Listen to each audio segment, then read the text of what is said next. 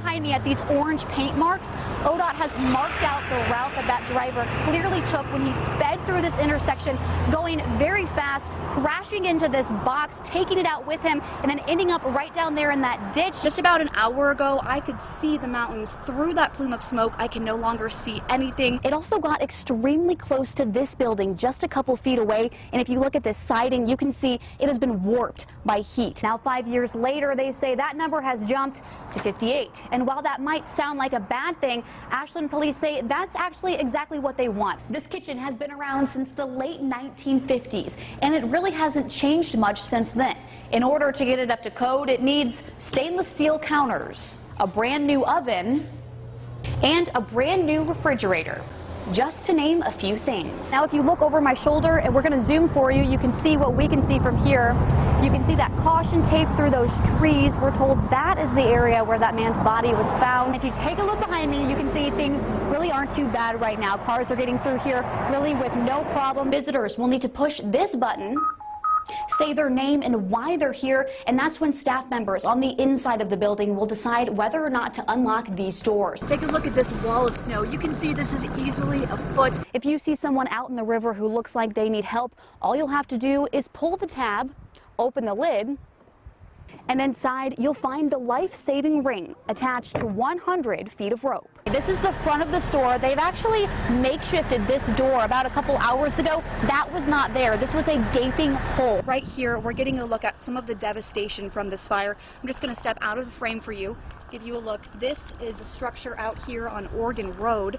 You can see really the only things still standing are these two chimneys. I've been speaking with neighbors out here on the street all day. Some of them were home when this happened. They tell me it's a sight they will never forget.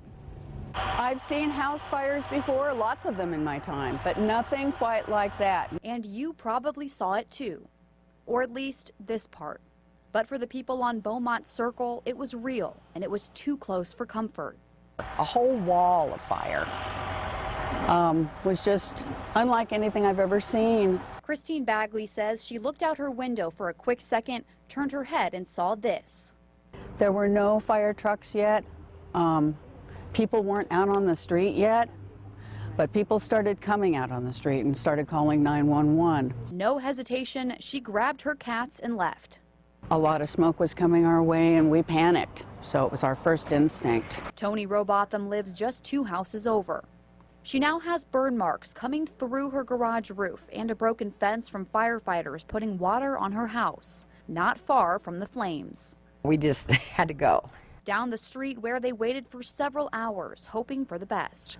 Robotham says that's where people came together and helped her and her husband, who was in a wheelchair. The hospital came out and they brought him some slippers because he had no slippers. They brought his feeding supplies. The other positive thing is people get out on the street and talk to one another where maybe we hadn't before, so there's a positive side to it too. Bagley says she, along with her neighbors, are grateful for the first responders who jumped into action. And now they're thinking of their neighbors who lost everything.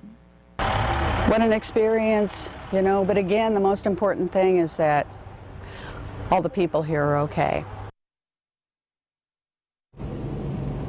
Fire investigators say it could take up to several days to figure out what caused the fire. I also want to give you an update. I just learned recently a member of the family messaged me letting me know their family dog who went missing when the fire started did not make it. However, the family has started a GoFundMe page. If you would like to help them out, you can find the link for that GoFundMe on our website, KDRV.com. Reporting live in Medford, Emma Balkenbush, NewsWatch 12. This is what Leonard and Phyllis Bear's barn looked like before the fire. And this is what's left. Months after the Klamathon fire swept through Hornbrook, devastating communities, many people are still feeling the effects today. One couple tells me they're not sure how they'll feed their cattle this winter because they lost almost all of their hay in that fire.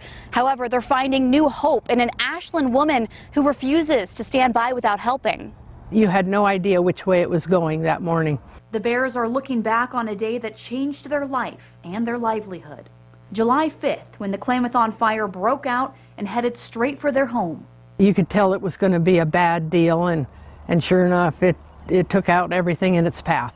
While neighbors evacuated, the couple stayed behind, realizing they wouldn't be able to move their cattle. They don't call it bravery, but responsibility. They say a shift in winds made the fire turn on a dime, just missing their home.